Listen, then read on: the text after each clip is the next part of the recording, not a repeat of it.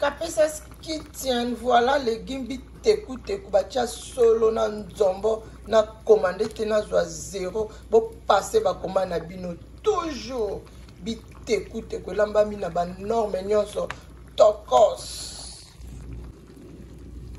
Kapesa Kitchen, voilà nzungu antabezo toka na moto na commandé te na zwa zéro African food, Congolese food, kitokos bo commandé bo passer ba commande na bino nzungu antabezo toko. Kapesa Kitchen, voilà fumbo na biso eza déjà na tozo bongisa kala tezo koma ready bo passer ba commande na bino fumbo balamba na nzombo bazua Kapesa Kitchen tokos. Kapesa Kitchen, voilà to lambi déjà pondu na biso ezo tepa wana pondu bo passer ba commande na bino bokoza la décider nzungu na biso ya pondu déjà eza déjà ready pondu elamba mina ba norme. Passez vos commandes s'il vous plaît. Kapesa Kitchen, Congolese food, good, tokos. Congolese food, voilà, this is Congolese food. Chicken avec Mama Kati Kapesa, loboko ya mama, bakomanda kaka Kapesa Kitchen, tokos. Bonjour les amis, j'espère que vous allez bien. Et voilà, Yabino Kapesa Kitchen, Mama Kati Kapesa servi traiteur. Et voilà, restaurant Mama Kati Kapesa servi traiteur, ndenga ça comme ça, na tongo soki ala muki. Et voilà, awa déjà pour na restaurant na biso mkola lelo, to lambi déjà nzungu na biso ya biteku teku to tie solo na mbisi ya kokauka. Et voilà, elamba mi kitoko pour na bandeko nyonso bazali na milieu na ngai bakoki toujours ko passer ba commande na bango ndenge bakolingela. Biloko na biso eza vraiment ebele pe toza kolamba ndenge esengeli na ba norme nyonso. Awa bo remarquer nzungu antaba ezotoka na moto kalate nzungu antaba na biso ekobela kalate bokolia ba bon appétit na bino. Awa nzungu na biso ya pondu esi ebeli. Et voilà, nzungu na biso ya pondu esi ebeli. Voilà, nzungu na biso ya pondu esi ebeli ndenge ezala toujours. Nzungu na biso ya pondu yango oyo esi ebeli. Kapesa Kitchen avec Mama Kati Kapesa servi traiteur. Awa tozali na fumbo tozobongisa déjà fumbo na biso tosokola yango bien kalate fumbo na biso ezokota na moto. Et voilà, musala Mama Kati Kapesa azosala musala na ye vraiment kitoko na ba norme nyonso. Et voilà, soso na biso pe ebeli na kolakisa bino pe soso. Et voilà, toza na bilo. Oui, awa toza déjà na poulet na biso, chicken na biso yango esi ebeli. Voilà, yango tositoka te bino ba morceau nde bolingaka. Bokoki toujours ko passer ba commande na bino avec Mama Kati Kapesa servi traiteur. Soso etumbami kitoko na fumé, soso ya lengi, soso ya goût avec Kati Kapesa servi traiteur. Et voilà, bo passer ba commande na bino. Ce pour lingi poulet o eza vraiment mobimba ndengo olinga ezo dépendre na yo bino boyebi ndeni toteka poulet na biso musala na biso ezosala toujours kitoko na za na mpona koservi bayanga basepela. Awa loso na biso riz sauté pe esi ebeli. Et voilà, toza wana toujours mpona kosepelisa bino mpona misala na biso ezala vraiment kitoko. Et puis esi endimama. Et voilà, noluka lutu, sorry. Voilà, loso na biso riz sauté yango yo esi ebeli so bo passer ba commande na bino et ça biso bien et ça vraiment les bienvenus.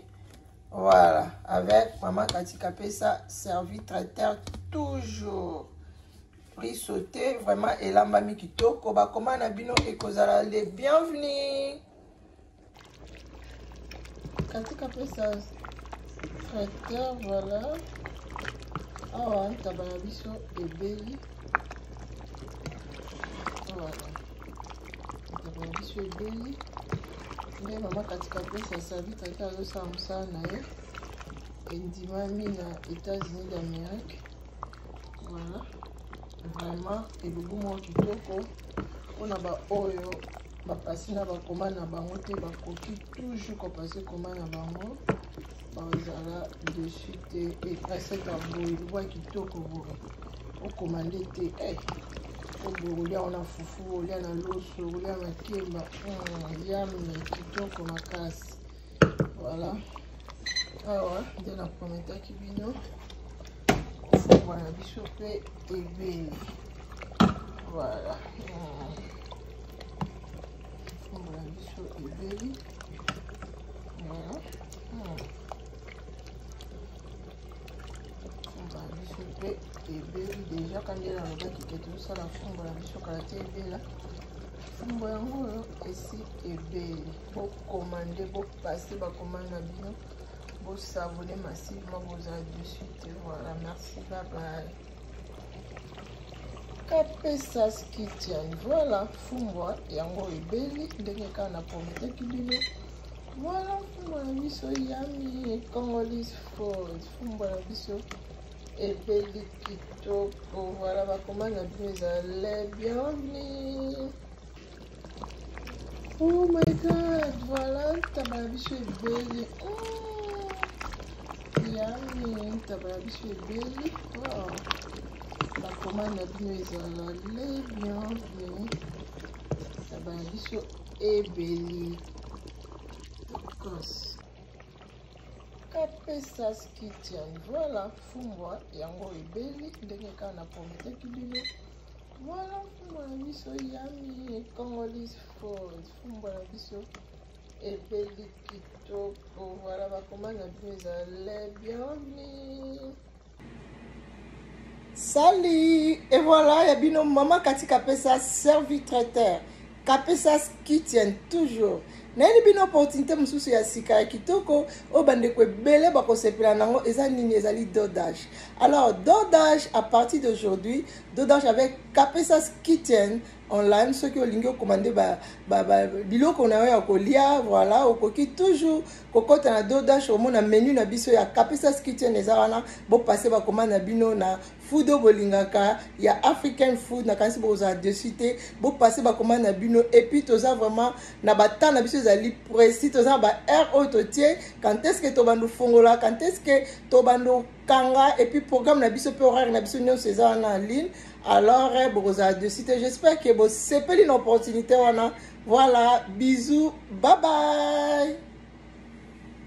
Ah oui, service traiteur international avec Kati Kapesa Aigle. Toujours la solution est là. Kati Kapesa, toujours à votre service. Qualité supérieure des recettes et repas africains, restaurants et catering. Mokondi ya kolamba kitoko na États-Unis d'Amérique. Kati Kapesa Aigle. Toujours service traiteur et à qualité Tokos. Pour toutes vos réservations, contactez Maman Kati Kapesa pour vos cérémonies, réceptions, manifestations, vos fêtes de mariage, vos fêtes d'anniversaire, graduation, barbecue, événements, même les conférences. Service traiteur Kati Kapesa.